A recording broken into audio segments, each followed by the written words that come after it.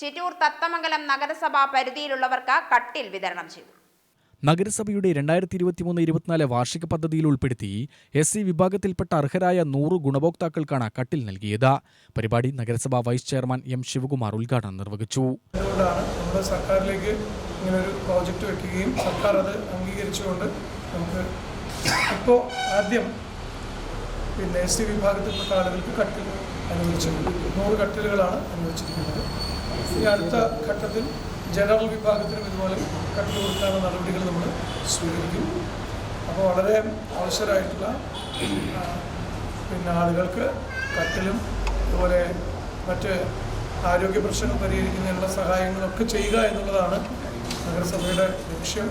ഇത് കേരള സർക്കാരിൻ്റെ പിന്തുണയോട് കൂടിയിട്ടാണ് നമ്മൾ നടപ്പിലാക്കുന്നത്. ക്ഷേമകാര്യ സ്റ്റാൻഡിംഗ് കമ്മിറ്റി അധ്യക്ഷൻ M. റാഫി അധ്യക്ഷത വഹിച്ചു. വികസനകാര്യ സ്റ്റാൻഡിംഗ് കമ്മിറ്റി അധ്യക്ഷ K. ഷീജ സ്വാഗതം പറഞ്ഞു. ആരോഗ്യ സ്റ്റാൻഡിംഗ് കമ്മിറ്റി അധ്യക്ഷ ഓമന കണ്ണൻകുട്ടി, വിദ്യാഭ്യാസ കലാകായിക സ്റ്റാൻഡിംഗ് കമ്മിറ്റി അധ്യക്ഷ K. സുമതി എന്നിവർ ആശംസകൾ നേർന്നു. കൗൺസിലർ വിജു നന്ദി പറഞ്ഞു.